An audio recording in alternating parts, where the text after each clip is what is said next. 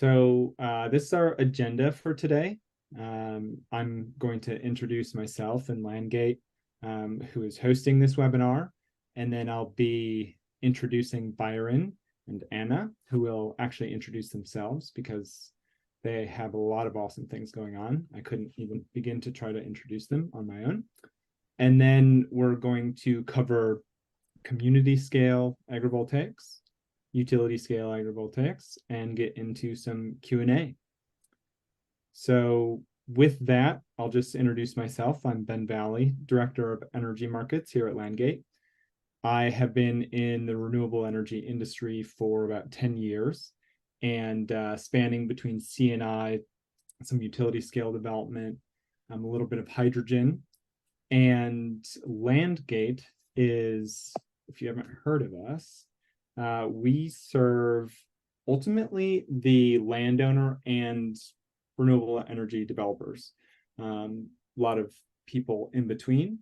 But the way to look at Landgate is we're providing free valuation services for landowners, agricultural trusts, institutional landowners. We help people understand all of the different ways that they can monetize their land with renewables, with minerals, with agriculture, right? And so from those conversations, we actually pull them into a space where developers can interact with them and educate them even further on the possibilities of their land. And since we're running valuations, we have a large volume of infrastructure data that allows us to do so, which allows the developers that you see here to have tools for greenfield analysis, making it so that both parties really get to connect with each other in a very valuable way, very unique product. So with that, today what we're going to cover is some of the most important aspects of the economics of agrivoltaics, which is something that I'm very excited about. One thing I didn't mention about myself is that I actually grew up on a farm, so I'm very passionate about what this opens up for small farmers, large farmers, and everyone in between. So with that, I'll pass it on to Byron, and I'll stop sharing my screen so you can bring up your slides if you want to. All right. Thanks, Ben. Much appreciated. Hi, folks. My name is Byron Komanek, owner and manager of Jack Solar Garden here in Boulder County, Colorado, and also the director of our small nonprofit, the Colorado Agrivoltaic Learning Center, where we provide information to folks about how best to design, build, and consider having community within a solar array so that we can keep the lands useful within it. We have a 1.2 megawatt community solar garden on 5 acres on my north pasture. Our total farm area is 24 acres that my grandfather Jack bought back in 1972. And we built this solar array that's a single axis tracking system built by installed by Namaste, the solar flex rack, designed and provided us with the racking system. They're Boviet panels, 380 watt monocrystalline, so a standard style of solar array, 17 foot on center, with heights of the panels going up to where it's flat at 8 feet for about a third of our solar array and about 6.5 feet for the other 2/3 of our property. So my understanding is it's typically between 15 foot and 20 foot for on center. So this was designed for maximizing energy production. We didn't get any USDA grants. We didn't get any DOE grants. We got some support from local government, but as clients to our solar array. And otherwise, this is a commercial project where we used our land as collateral to the bank to be able to build it. Just to make sure that's clear. Here's a few overhead shots of what we've created. Note the brown areas. Those are areas that we took our hayfield and started cultivating the land, ripping and tilling it to create crop beds so that we could work with Sprout City Farms to install drip irrigation throughout the site so they could cultivate a wide variety of vegetables. Here's some images of the farm labor out on site this season. Notice how they're working in the shade on the left-hand side, and on the right-hand side, it's still morning, so it's not too hot yet as they're planting tomatoes. And they've grown a wide variety of different types of vegetables underneath our solar panels. Here you see collard greens on the right, lettuce on the left. There's been radishes, turnips, cucumbers, squash, tomatoes, beans, corn. I always want to say cheese, but it's not my burrito order. We got carrots, eggplant, cabbage, a wide variety, basically any market garden crop that you can think of, they've been growing it. And they're testing out a variety of different types of crops, because it's not only what variety grows best, or not only just what crop, but also what variety. And then they've also created the very first CSA underneath or within a solar array in our country. We haven't heard of any around the world yet. But so if you happen to know that, please let us know. But this next year, Sprout City Farms will actually be selling even more shares to folks. So if there are companies in the area that are interested in buying shares for their community, please reach out, let us know. We work with folks from University of Arizona, Colorado State University, and National Renewable Energy Laboratory to better study the microclimates created underneath the solar panels. Because the panels are elevated a little bit higher, that provides space for people, for machinery, for plants to be able to grow. Main three things that we changed throughout this system is elevating the panels a bit higher, having good clean wire management, and reducing land degradation. Like reducing land degradation and wire management shouldn't really cost you that much more. While having additional steel in the ground, yes, that does cost something. Our total project increase cost was roughly 5% for being able to put the panels up higher, but this was also back in 2020, prior to steel prices going nuts. But I think there's still possibilities for other types of racking infrastructure technologies to be able to come in and help reduce those costs over time. We've been weighing the different amounts of crop being produced. Here's Amy Marble weighing tomatoes, so we can learn more about how different varieties of different crops actually produce within the different microclimates that are provided between each of these posts. We even noticed that there's flavor differences between where you plant it and what type, like one side might be watery, whereas 3 feet away it might be more acidic, or one might be more astringent and another part might be more sweet. It's interesting to see how each variety, each crop kind of changes in that direction. We work with folks from CSU to learn more about grassland management and grassland production within the solar array. Here are students out harvesting our smooth brome underneath our panels to be able to go back and assess how much grass was actually produced at the different spaces within the solar array. We're working with Wish Garden Herbs to learn more about what types of perennial herbs we can grow within the system that could hopefully create livelihoods for people over time. It's been fun to learn more about how Italian oregano can actually overwinter within our solar array dependent on where you put it, whereas typically it's not able to outdoors here. We support the arts, we educate kids on site, we showcase what's possible within the solar array. So I think Annie Claire is going to talk more on cattle probably, but we've had a handful of cows underneath our solar panels, not for a long time because we weren't built for it, but we're trying to showcase that it's possible. And all this helps us build community, have people out. We've had over 4,000 people visit us underneath our solar panels over the past few years, just 2,000 people just this season. And we're looking to continue expanding, showing how we can bring people in safely within a solar array so that other folks aren't as worried about it in the future. All right, that's it for me. Thanks, Byron.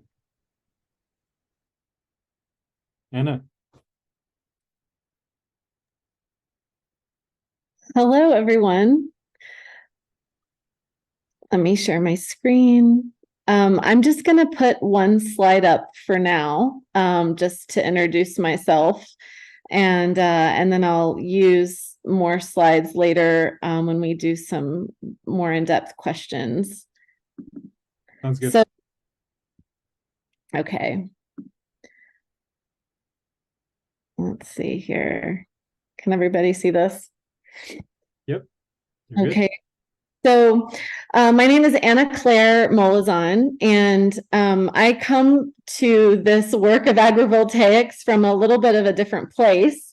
I am a rangeland ecosystem scientist, and I look at agrivoltaics from an ecology standpoint, and the standpoint of grassland ecology specifically, in the way that soil and plants and animals are a part of these lands, where we are needing to also utilize them for solar development in order to meet climate and clean energy goals.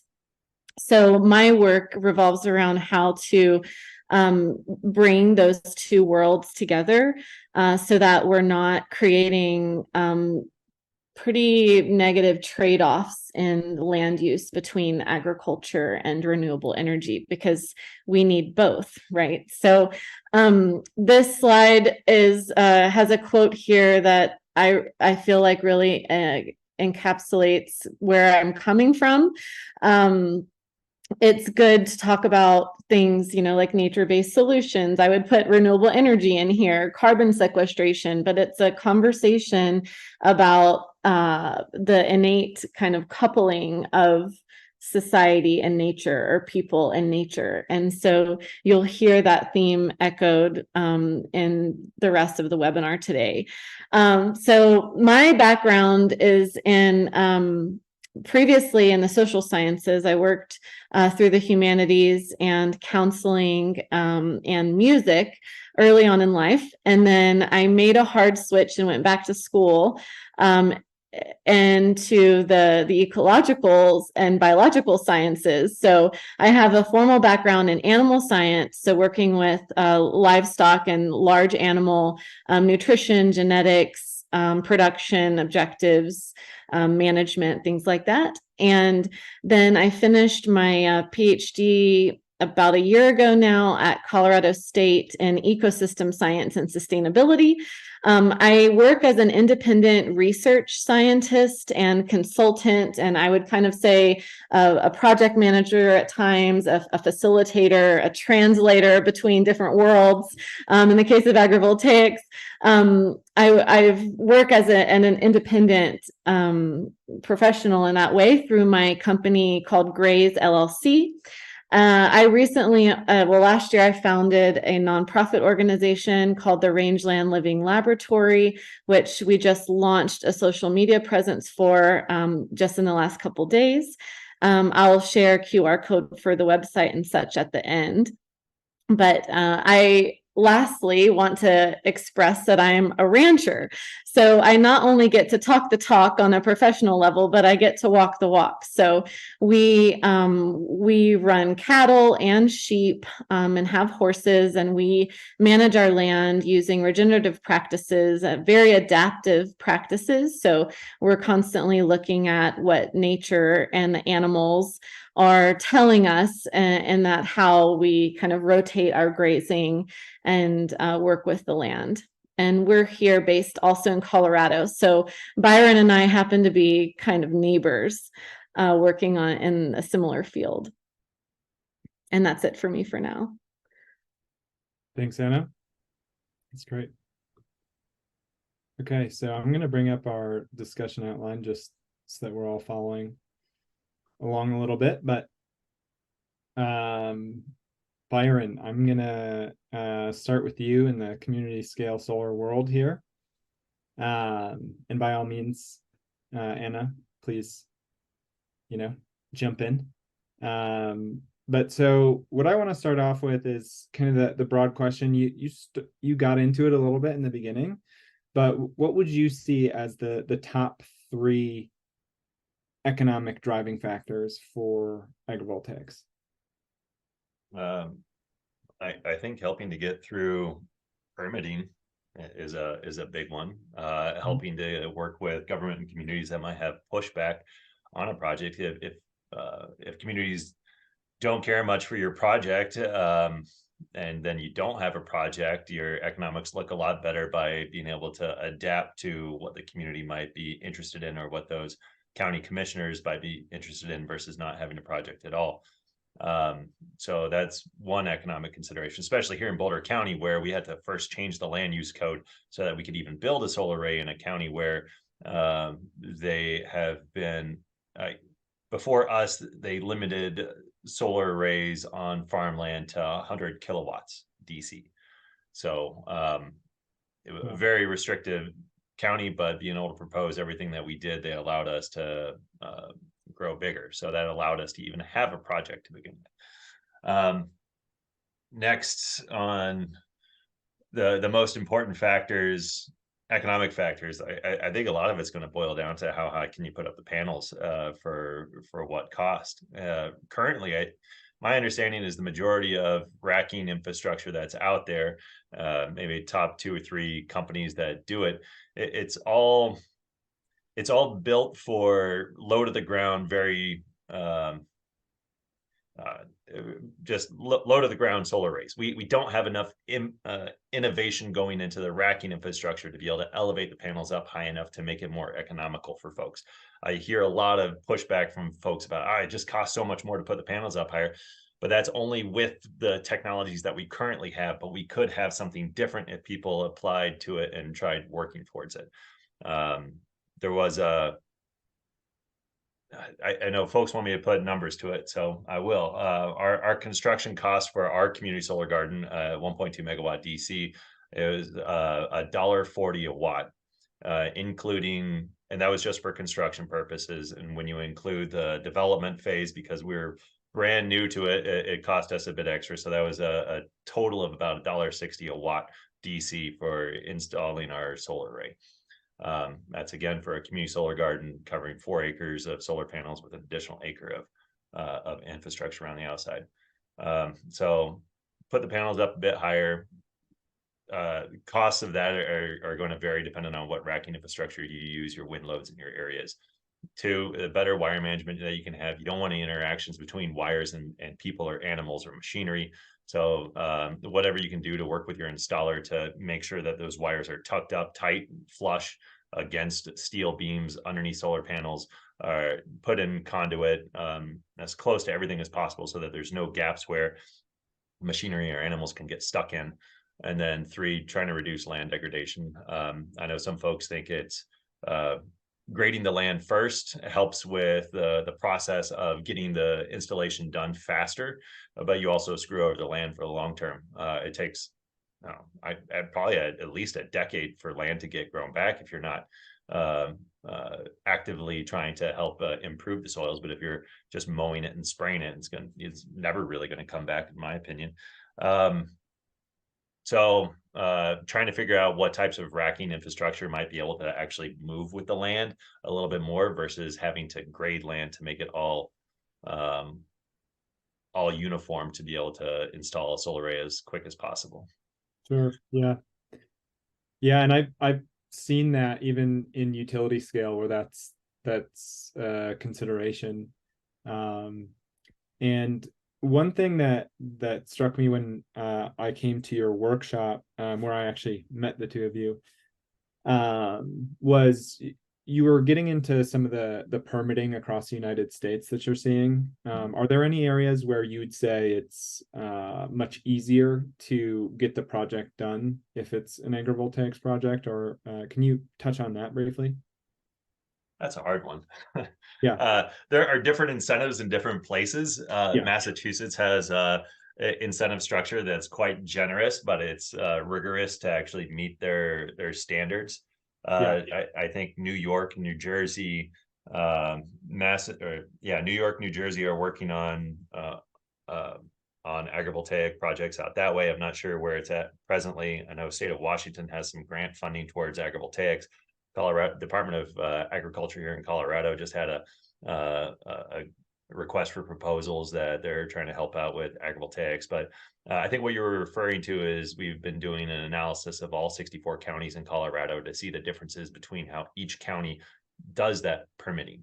And we see a wide range from straight up moratoriums to very clear and detailed and information as to what you should follow, which is actually nice for a developer to be able to know what to follow. And then other counties where it's just like, call us, and then you don't really know what you're going to get into when you decide to work with those communities, as to all the different expenses that you'll have on jumping through whatever hoops they throw out. Cool. Yeah. All right. So with that, I think I'm really interested in what the revenue streams that you're seeing. I know that there's a lot there, but if you want to give us the high level of the different ways you're able to monetize your system. On electricity and agriculture, I assume you mean. Yeah. So I'll go back to what a normal hayfield provides. So on our 24 acres, we had close to 20 acres that were in hay production that we could make a max revenue of $10,000 to $12,000 off of the entire property. So not that much money. Having a community solar garden the way that we chose to finance it, and then we are able to ask a premium of our clients. I'm able to have $10,000 go straight to our family to help support everything that's going on. I give myself a base salary of $20,000, and we still have a large debt to Alpine Bank, who was kind enough to help finance it. But we weren't able to do the tax equity investment side, so I still have $500,000 of federal tax credits we're sitting on because we just don't. We built during the pandemic, and a lot of people were skeptical about the building process, and folks were tight on money, so we figured it out without that side. So we're able to generate revenue off of electricity. That's what my family uses for base level income on the farm now, versus haying, which is really beneficial to us. As far as the agriculture within the solar array, that's still TBD. It really, Anna Claire might have other ideas on this one. It really depends on your producer and your rancher. Like if you have folks that are extremely proficient at it, then they might have a better chance of making a living on it. And if folks are brand new to it, then they don't have all the equipment already purchased. They don't have the years of experience of dealing with water infrastructure and all that. So we are still learning about how to make the vegetable productions useful. I am very interested on learning how to make our perennial herbs useful, because I'm lazy. I do not want to go out there with my annual vegetables on a daily basis to monitor them, where all my perennial herbs, I could throw some water on them, come back a month later, like, oh, I throw some more water on them, and I'll still have a harvest. And that makes it a lot easier, less expensive to be able to manage the space versus annual vegetables. So unfortunately, we don't have good information yet on the economic structure for having a vegetable farm underneath solar panels, but yeah. It's all right. Yeah, I mean, as I saw when I was out there, it's like there's a lot of experimentation essentially, where we'll know more soon. And in the follow-up to this webinar, I also have just some resources on statistics around what you can find already. But yeah, and I mean, I actually took a break from renewables personally to get into farming myself. And when I was out there, it was a huge difference seeing people working under the array, just from a market farm perspective. So I can personally see the benefit there. And then obviously there's the study of your case-by-case basis, where developers are going and meeting farmers that already have production in place and seeing what they can do there. With that, I think in line with my question, somebody had a question that it'd be nice to just answer on the fly here. What are the dimensions between the rows in your array? It's 17 foot on center. And then when the panels are completely flat, it's 11 feet between the edges of the panels. The tractor I use, it's a 1973 Ford 3000 diesel tractor, 45 horsepower. It's about 6 feet wide, and I towed behind it a tiller that was also 6 feet wide. and there was plenty of space to go in between. You know, when the panels are tilted this direction, I can go over here. And when the panels tilt over this side, well, I'm not going to go over here again. I go on the opposite side. And with 31 rows of solar panels, there's plenty of space to get it through there with it. Yeah, cool.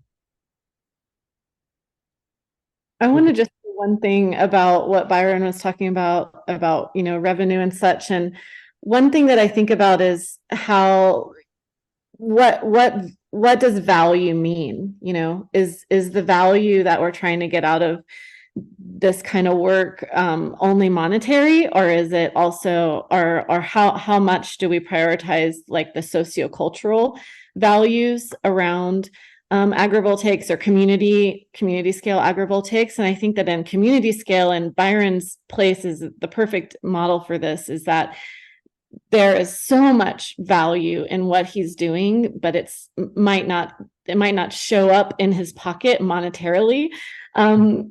You know, but it's this other whole, you know, suite of values that mean something to people, and the partnerships that he's created with Sprout City Farms, for example, and artists and schools. And he is producing an incredible amount of value out of his, you know, so many acres of agrivoltaic space. But and I think that that's worth considering. You know, there is a bottom line, right? And people need to survive, people need to pay their bills, and people need to make money. But I think it's important that that we recognize also that in community scale work, like there's this entire other suite of values that we can tap into. Yeah, certainly. Yeah, and I mean, I think for the larger industry in the United States, something that I've heard from large scale developers, both in wind and solar, is there was this trend of coming in pretty quickly into communities and getting these projects done. And sometimes that has consequences in the context of, you know, how strong were the relationships, how much communication was going on with the community.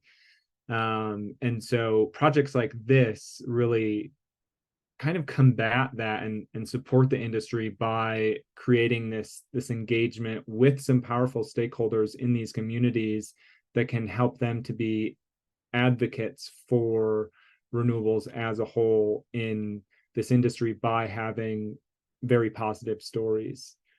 So, you know, we thank you very much for that work that you're doing for the larger industry. Thanks. Some folks in the industry also think that, you know, I'm anti-solar, I'm pro-agriculture only, and that's absolutely not true. I want to see as much solar expansion across our country, because we need that clean energy that our society needs. I also just want it done well, done in a way that we can keep using our lands, keep the lands functional, and provide benefits back to our communities. Yeah. Fair enough. Love that. Okay, so let's see. I'm just thinking a time check here. Why don't we bring it over to you, Anna, in what you wanted to present around the work that you're doing for utility scale. And same thing, Byron, you know, jump in here as we're going through this. But I'll start off with, could you describe the study that you're running for cattle and utility scale agrivoltaics? Sure. I'm gonna share my screen and I'll give a little overview.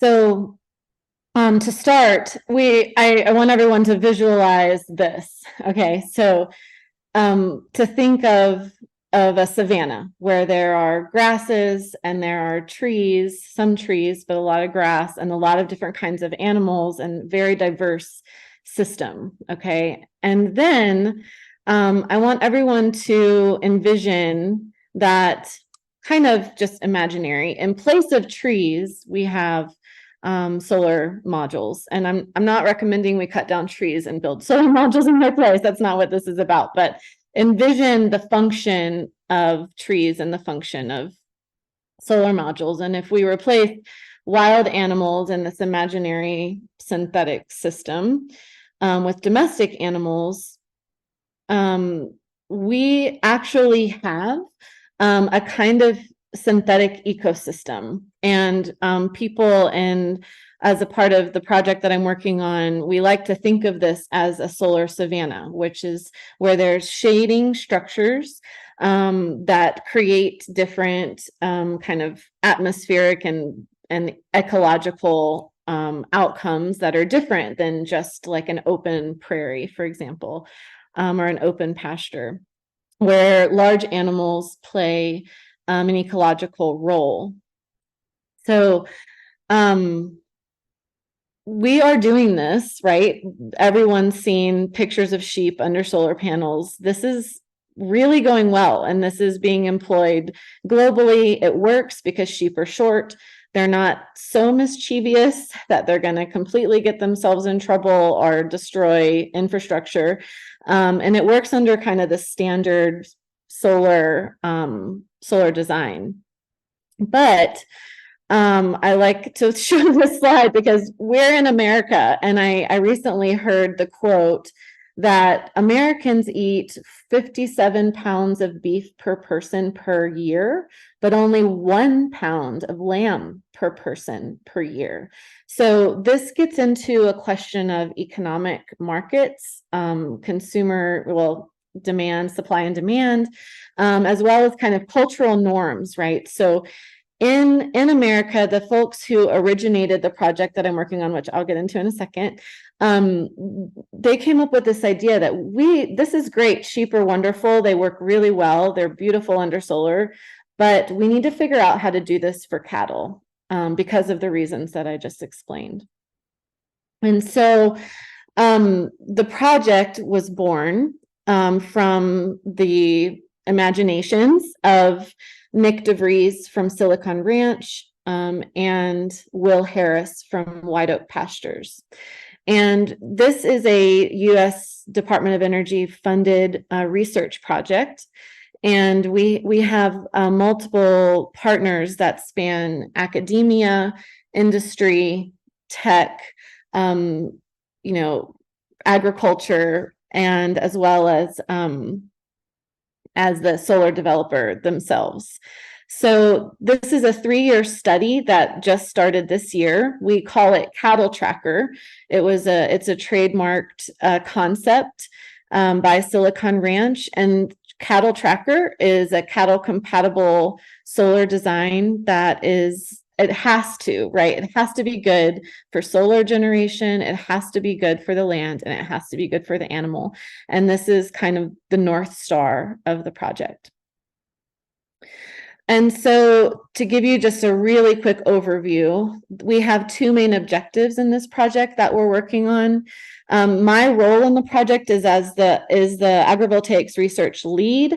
I'm basically the synthesizer and the project manager. So I'm pulling together the teams, keeping the train on the tracks, moving it forward. A DOE grant is no joke. So there are tons of reporting and accountability that we have to keep track of. So our first objective for the project is to develop a commercial energy and financial model for Cattle Tracker, for this cattle compatible solar design, and a land management strategy that co-locates, right, PV production with regeneratively grazed cattle. In other words, a system that is a management system that's adapting the grazing to the needs or the capacity of the land and climate and the ecological region.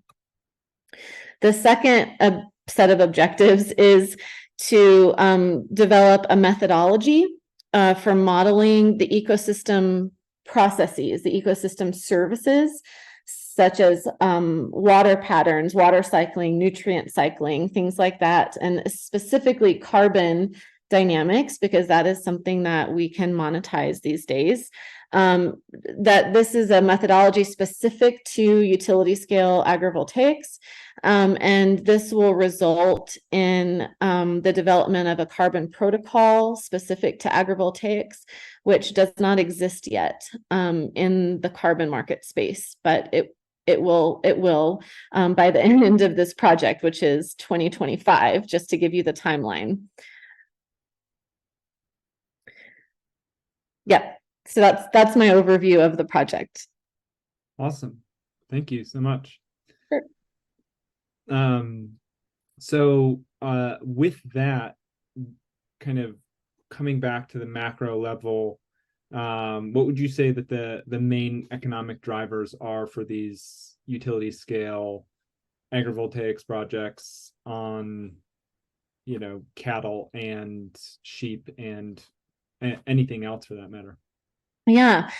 So I'm going to go back to my kind of holistic model, right? Thinking of, and I think this is a perspective that anyone working in the solar industry these days should entertain, is to think of sites for solar development as ecosystems.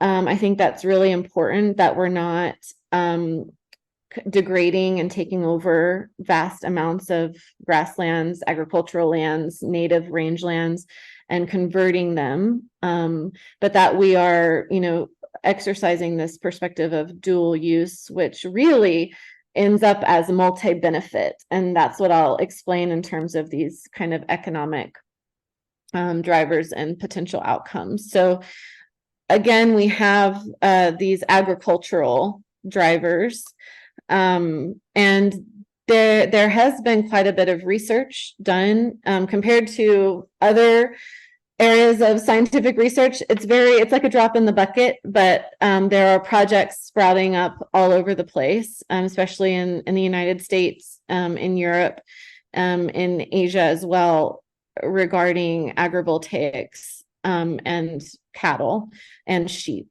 So we are learning some things. And so in agriculture and in livestock agriculture, the drivers to economics are animal health and growth, right? Because then the product is the meat. So in order to get to the growth, we have to maintain health. And so we're seeing some really interesting things here in the literature. And so we're seeing that when cattle or sheep have access to a solar array, they exhibit a reduced heat stress. They are exhibiting improved thermoregulation, so they're able to put less energy or metabolic energy towards regulating their own body temperature. We're seeing potential for improved feed efficiency, which is incredible. It means you have to feed them less for them to gain more. And I think that circles back to that metabolic efficiency and the improved thermoregulation. We are seeing that they are spending longer time ruminating, resting and digesting, as opposed to searching for food. They're more content. Reduced search time for water and reduced consumption of water, which in places like Colorado and the Intermountain West is huge due to the water crises that we're experiencing. So when we have livestock that are consuming less water, that's a good thing out here. And then improved average daily gains, so improved weight gain rates, as well as improved dressing percentage. And this is the amount of packaged meat that's coming off the carcass when it's being processed. Plus. And this is all from existing scientific literature. So ecological drivers, right? There are ways that so in kind of regenerative agriculture theory, or the concept of regenerative agriculture or regenerative ranching, one of the principles is that the improved health of the land, the improved health of the soil does make more money. It is more profitable. And there's a lot of explanation behind that, but I'll just say that for now. And so here we have these ecological drivers of economics, right? Where an improved land health is going to translate to improved economics for that operation. And so one thing that we're seeing here is, and this is important again for arid landscapes, is reduced evapotranspiration. So the land is holding on to more moisture, more water. It's not just evaporating out of the system like it would if there were no solar modules present. Reduced soil surface temperature, This is really nice also for animal health and welfare, but also important with global warming and some of these extreme fluctuations we're seeing in some parts of the country.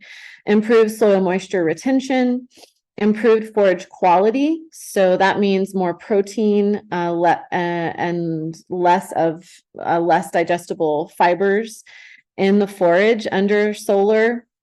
And then we're seeing some patterns in plant community niches and potential for improved biodiversity, which is important for our pollinators and kind of all the other trophic levels of an ecological system. So from arthropods to insects to herbivores to, birds and on up. So then we have potential solar industry drivers. So what about the economics of energy production? And what we are seeing in the literature and in our own project and in our own case studies is that the human presence of having a partner in agriculture on a solar station is extremely valuable and money saving. So for example, your O&M team on a commercial operation is likely not there all day or even every day. They're going to do some checks and such. But when you have ranchers or farmers out there, you have people there regularly. And Byron can attest to having people there regularly. They're able to say, hey, this bay or this table is out, and you can call your O&M guys and they can fix it remotely, or your people can be trained to fix it on site. So it just improves the energy efficiency on site across these large, and I'm talking like solar arrays or solar stations that are hundreds of acres. Those are the kind that we're studying. So the presence of other humans that are trained that can be part of your team. There is research from Alexis Pascaris about the social acceptance. So, when you're out working with communities, citing potential developments and projects, you're dealing with rural communities and you're dealing with a whole population of people with their own cultural values and such. And so some of Alexis's work has shown that, for example, of her participants in a social study on agrivoltaics, she learned that there was an 80% more participants were more accepting of solar development if it was going to be managed as an agrivoltaic system. So if it was going to involve agriculture. So a huge boost in social acceptance or appeal when you're integrating agriculture. Cooling efficiency. So when you have live plants, healthy plant systems under the solar arrays, again, we saw those like retained soil moisture, reduced soil surface temperature, things like that. That translates to more efficient energy generation in those panels. The permitting process. So this is starting to grow, but there are and there will continue to be, I think, in my experience, more regulations around permitting. And when you have an agricultural plan or grazing plan as part of your restoration or land reclamation plan, this could be very advantageous. And I'm hearing from solar developers all over the country that this is true. And I think it'll just continue to be a stronger issue.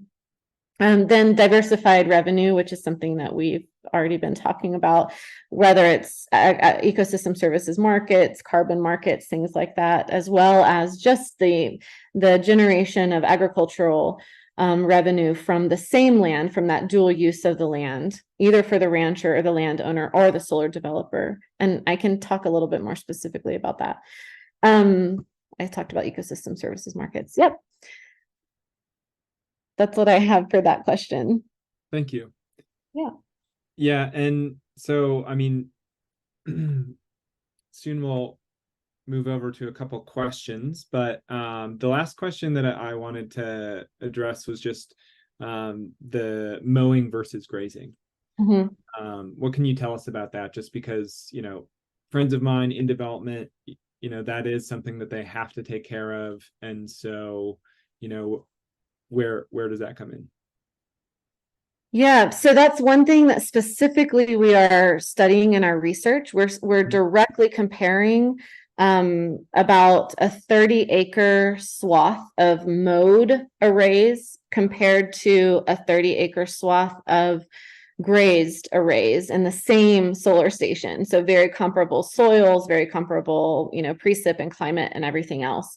And we're looking at those differences. We're looking at those differences in terms of greenhouse gas fluxes, carbon sequestration, productivity of the vegetative biomass. And so we are looking very closely at those differences. So in terms of economics, there are benefits to the solar manager or developer to hiring a rancher or partnering with a rancher for a lease. We've learned from folks who are doing this that it's more cost effective for the solar manager to hire a lessee for grazing sheep, for example, as opposed to hiring a landscape or vegetation management company otherwise. And then what we're looking at is the actual ecological effects of those two different types of management approaches.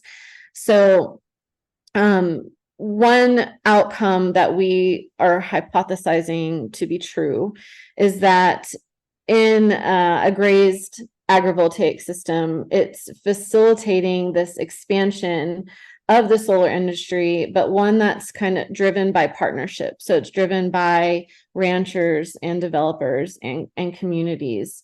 And that in and of itself, this is kind of what I was getting at earlier with my comment about sociocultural values and something other than monetary value that we have to think about and talk about as well. What we are hypothesizing as well, and we'll be developing a comprehensive financial model for this for the solar industry to learn from. But we hypothesize that there will be a decrease in overall O&M expense in an agrivoltaic grazing system that can then translate to lower energy cost down the pipe. Another hypothesized outcome for us, and this is in terms of mowed versus grazed systems, that we will see an increase in water infiltration, in vegetative biomass, biodiversity, as well as resilience of the land to major fluxes, whether it's a hurricane or a drought, things like that, and an increase in carbon sequestration. And then just overall really advancing the sustainability model, right? Sustainability stands on 3 pillars, and that's ecological, economic, and social. And so an agrivoltaic, a solar station that is not an agrivoltaics does not fall under the definition of sustainable. It's not adhering to those 3 pillars of sustainability, but an agrivoltaics system is. And that's something I really hope is a take-home message from today. Yeah, thank you. So let's get into some of these questions. Thank you so much, Byron, for answering a few on the fly.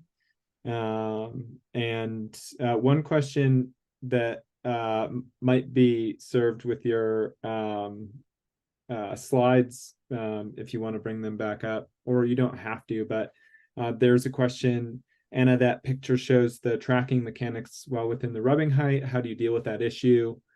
Could you speak to that? Yeah, so that picture was from phase 1 of our study integrating cattle into or under solar modules.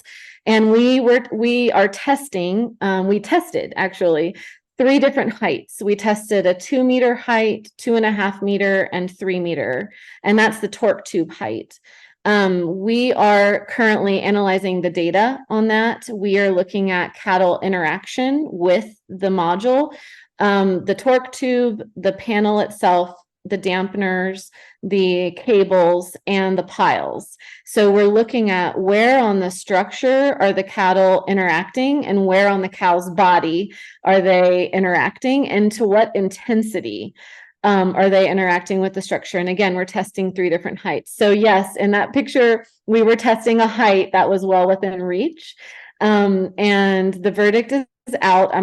Maybe we can do a future webinar when we have our results, but those structures were mock-ups. So they were not, they were non-voltage structures. They were real structures. We used real materials, real dampeners, real panels, retired panels, for example. And we designed the mock-up so that if they really rubbed on something hard, the whole structure would not come crashing down. So it was safe for the animal, but it allowed them to interact with all the parts. And it's been interesting to view the video footage of that. And we'll be publishing the results of that study. Awesome. Yeah. And we'd be happy to facilitate another webinar getting into a few details for sure. Okay. Byron, this may be for you, from Ethan Winter here. From an industry driver perspective, are you seeing more interest in ag PV from asset management firms and corporate energy buyers? Investors, ESG benchmarkers, and clean energy buyers can be a huge lever. Insightful presentation, thanks. I know that when I came to your workshop with a bunch of developers and asset managers there was a lot of interest, but I'll let you answer the question. Yeah. From developers that are also going to be asset managers, like they're instead of just flipping the project but going to own it, I see more interest there, especially those that are interested in owning the land as well. Then I see more long-term interest in how that land is going to be used and how the systems are going to be able to allow for that land to be used. I do hear from investors from time to time, but it's mainly, I guess the people that I mainly hear from are farmers, ranchers, local governments, solar developers, agrivoltaic enthusiasts, and more these days people in the conservation world that are interested in figuring out how to do a conservation easement within either an existing solar array or one that is to be built if it is built in a way that enables the conservation purposes of that land, which would be, I think for utility scale systems would be an amazing way to have work with a land trust, where that land trust might have the capabilities or at least know-how of interacting with folks in the community to monitor that land for a long period of time. And as long as the utility scale developer is willing to work with them on how to build or design the system differently. Currently there aren't, I wish there were, I had hoped there were, but there aren't tax credits available for conservation easements within solar arrays. But I mean, things can change, especially at the state level, where the state of Colorado and I believe Georgia are the only 2 states that have state level conservation easement tax credits. Interesting. Awesome. All right. I tell you what, for these other questions, I'll take a screenshot of them here and speak with Byron and Anna after this, and we'll email you folks about that. Just with the last 5 minutes here in wrapping up, I'm going to put up this slide that has all of our emails.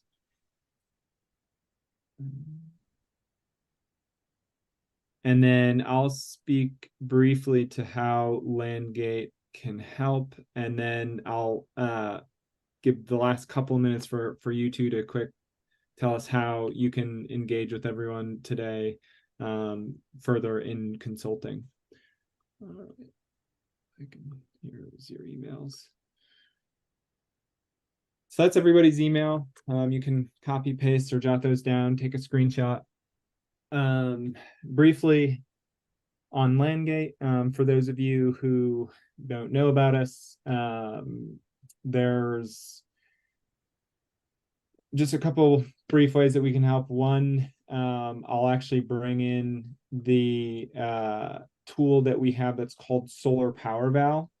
This is actually going to be a second webinar that we're going to have as a follow-up to this on the economics of agrivoltaics, where we're going to dive into Solar Power Val for a few real use cases, whereby within this tool, you're able to very quickly run the economics on any parcel in the US. You can draw a shapefile, select parcels.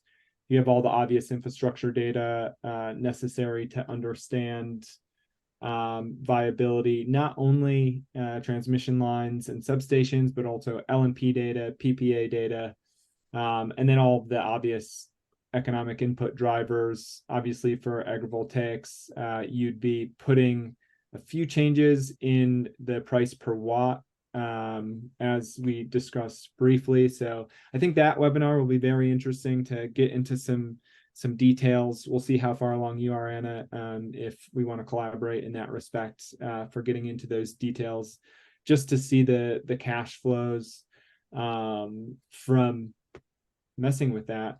So that's one way. After this webinar, we are happy to dive into actual use cases.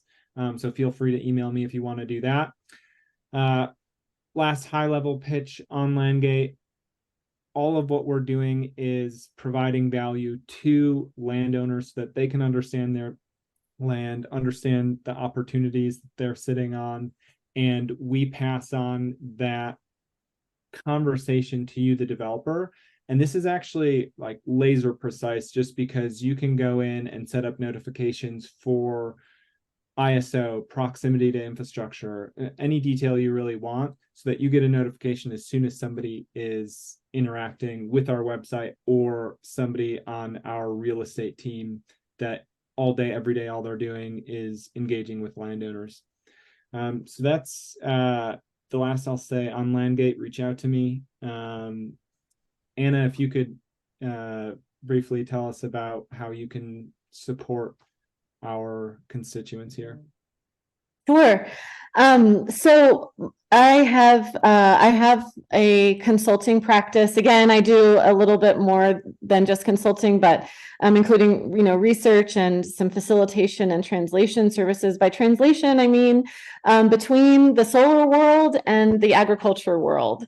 I understand both languages and needs and challenges, and so I'm happy to, through Graze, happy to work with anyone on reviews, of marketing materials, sitting in on conferences, helping to be a third person facilitator in partnership development, project development, things like that. As a voice of kind of science and research, but also from the ranching perspective. My nonprofit is also has a mission that agrivoltaics would not be a stranger to. So if anyone wants to discuss that as well, the QR code is to our website. And I'm happy to, really help this entire movement of agrivoltaics become more of the norm and more of the mainstream for the way solar is moving forward. I believe there's a need, like I said, and a place for both land use of agriculture, native conserved lands, and as well as for solar development. Thank you so much. Byron? Yeah, Colorado Agrivoltaic Learning Center provides corporate tours for folks throughout the growing season. So end of April through end of October, we've been doing corporate retreats. So if folks want to come out for a nice dinner, on the farm dinner, we can host those types of events. We're also doing agrivoltaics workshops. We have 3 that we're planning to schedule for 2024 out on the farm. We've had 35 participants in our past 2 agrivoltaics workshops. That gives a deep dive. People have a chance to go around the field, ask questions, talk to our researchers, get hands-on experience within the solar array. So you can see what it's like working with the different elevated heights of panels that we have here. And we also do some level of consulting where we're most interested in working with existing solar arrays that want to bring in agribusinesses. So if there's anybody that has a solar asset in the southern part of Colorado, we're looking for you to be able to work with. Awesome.